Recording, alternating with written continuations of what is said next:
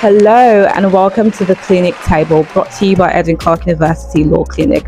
I'm Chinaza and I'll be your host for today. I'm with my co-hosts, Professor Lex and Kelechi. Lovely. Today we'll be discussing a very timely and important topic: freedom of expression online. In today's digital age, posts go viral in seconds, and one comment can either make you trend or land you in trouble. Thus, influencers usually walk on eggshells when it comes to expressing themselves online. And today, we have in the studio a very special guest, an influencer, here with us, Purple God. How are you doing?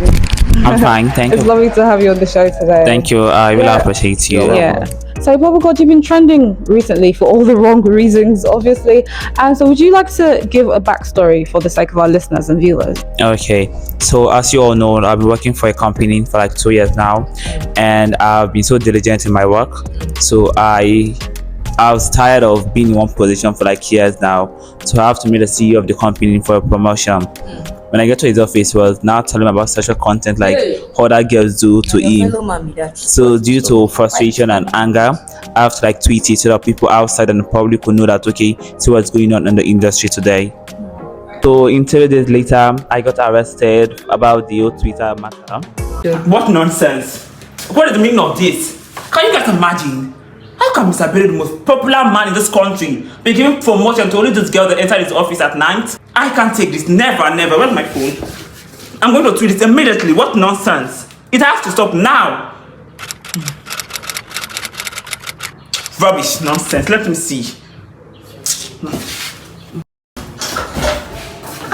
What's they happen? Why people they find you now? Why they find you for outside? Like how? What did I do? What did I do? Why they find? What's they happen? What did you not do? Yes. Now you are big. Now you are my boss. I'm big. Mama, what are you doing? What do I do? Who said?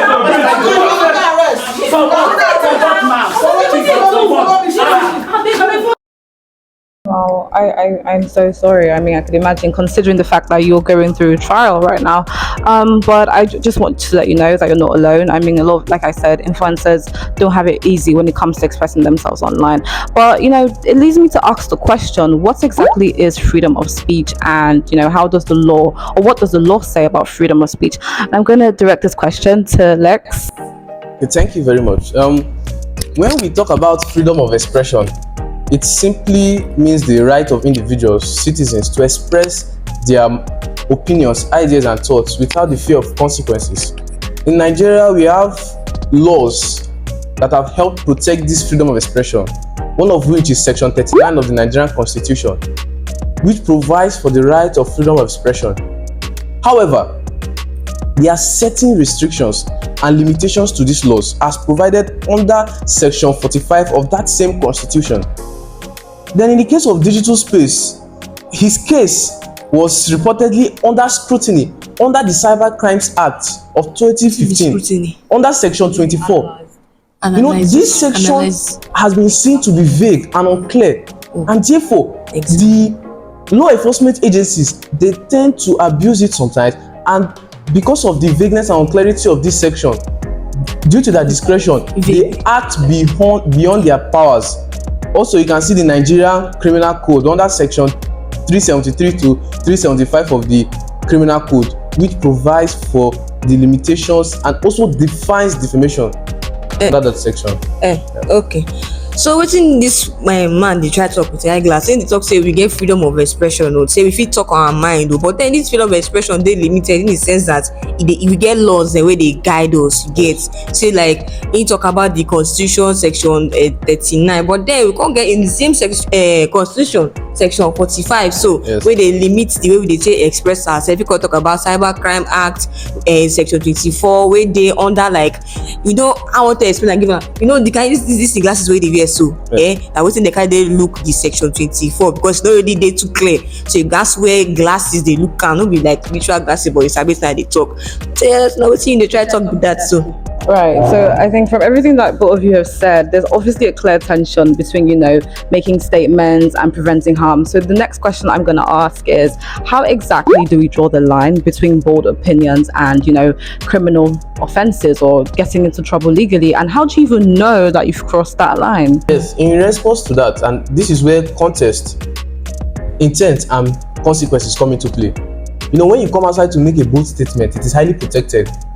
Those are thinking of critics.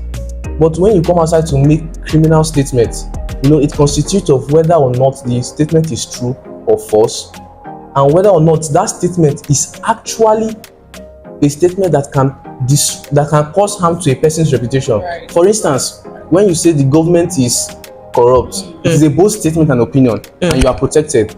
But when you come outside to say that Mr. X is embezzling, or rather embezzled funds, no, it ruins that person's reputation. Okay, so wetin dey try talk be say when we dey come dey talk, we fit get like public opinion. Dem dey talk say government dey corrupt. That one you fit dey guided, like that one nothing go do you, because which government you talk about, a particular government, you know, e dey very unclear. When you come talk say Mr. X dey embezzle money from the government, you know, the Mr. X dey specific, so you no fit call out one specific person, because in case what if that thing wey you talk no come dey true, and what if e come cause damage to the person? What if na trouble come land for your doorstep wetin you talk? So you gats dey watch yourself when you dey talk. You dey think of the person wey dey like wey you dey talk about, put am for the back of your head. Right. And I also think in addition to that, right, the fact that some people don't even care about the falsehood of things. They just repost everything and anything they see just for clout, for engagement. I mean, I think, yes, I recently, exactly, I came across this Adunia Day's post, where this particular blog, you know, said something. She use her singleness. What's her name again? Adunia Day, She use her singleness. Upon which she finds she dey single. She said, then drop the post. Oh, now, wow. Exactly. So I think that also now draws us to the part that you know, the right to freedom of expression is a shield and a sword at the same time, right? I mean, you could use it to defend yourself from maybe allegations of defamation or reputational damage, like in the case of Purple God, and you could also use it to, you know, enforce your rights. Like Adunia Day, someone said something about you, and you know, you use that to a sword basically to fight. You understand what I'm saying? So anyways, before we move forward, we conducted a survey outside of this podcast and we got some answers, so we'd like to review them very quickly and see what other influencers have to say. Okay, so one of the questions we asked for here say, wetin be something wey you wan post but you dey fear say you go get backlash or like legal consequences? People come talk many things. So one person come say they be consider to dey expose corruption in a brand deal when they witness, so like they experience corruption, but the person come dey fear whether the person fit lose that job. So and then if you face like legal retaliation, so like retaliation as in they fear say they come arrest and so one other person come talk say they wanted to speak about political issues in the country, elections, those things. Fear of being targeted and misunderstood. I think that's a very valid thing. I mean, it reflects the state of things in this regard. I mean, people get misunderstood most of the times, right? So let's look at the other question. The other question says, do you think freedom of expression in Nigeria truly exists online, or is it just a privilege until you offend the wrong person? And most of the responses we got answered to the side of the privilege. One says freedom of expression in Nigeria exists, but online it's often a fragile privilege, safe until you offend the powerful. Not the other true, person not says, true. You know, they see wetin dey happen with very dark man, and yes. wetin with very dark man and who again safe. It's as if it just favors the privilege. Yes, so. Yeah. Well, I think there's another response to this here.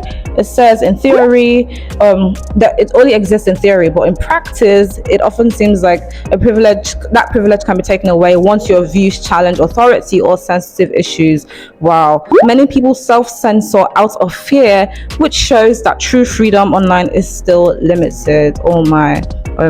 I think it's all saying the same thing. It's such a sad reality. I should be able to express myself within the confines of the law and not fear, hate speech, not fear any kind of attack that would, affect me mentally, right? So I think let's move on to the next question. It says, as an influencer or major personality, do you feel like you're constantly walking on the eggshells, trying to balance honesty, reputation, and the fear of being dragged? Or do you just post freely without thinking much about the implications?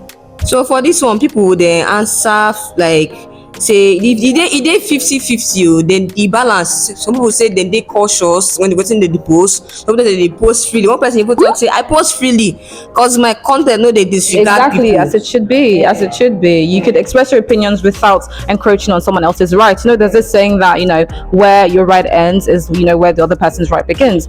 Right, exactly. So let's move to the other question very quickly. It says, have you ever been the target of hate speech or have false and harmful things been said about you online? How did that affect you? And did you take any action to protect yourself? I think I'm in love with the last comment here. That's what they do for this country. They talk yes to. It says, yes, I have, and I insulted them back because you can't come to my page to be negative. If you don't agree with my post, then block me. Peace of mind. Give yourself peace of mind. Right. Give yourself peace of mind. All right, so let's look at the other response to this question. One person say block and delete or ignore.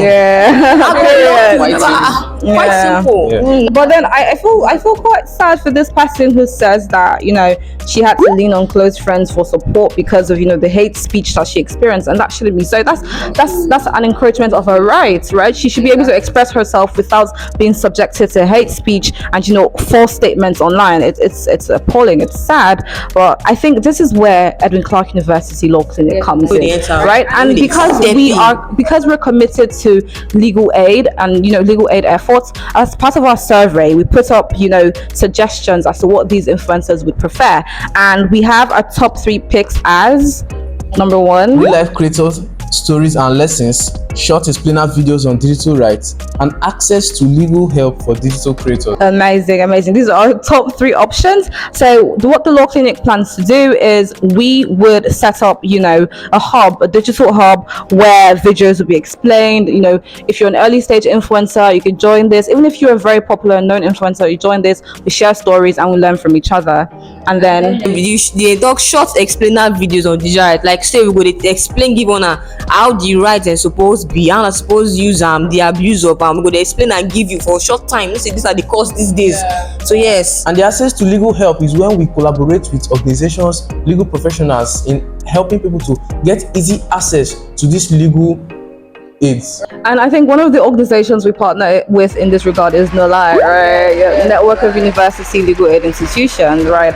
And so I think this is where we'd have to draw the curtain on today's episode. So Purple God, it was nice having you. Do you have any questions? Do you want to say anything? Okay, before I start with the question, I would like to thank you guys for having me on the podcast. I really enjoyed myself and I'm educated. And with this few words you guys have said to me, I will know my freedom of speech and how it controversial to the law. Good luck on your trial though. We wish you good luck. All right, so we're going to draw the curtain here. For all our followers, all our listeners, please stay tuned to ECU Law Clinic. Subscribe to our channel because we're going to be putting up. Oh my god, guys, we're live. Please zoom out away from them. All right, so we're going to be putting up our plans and executing them real soon. So please stay tuned, subscribe to our channel. We love you.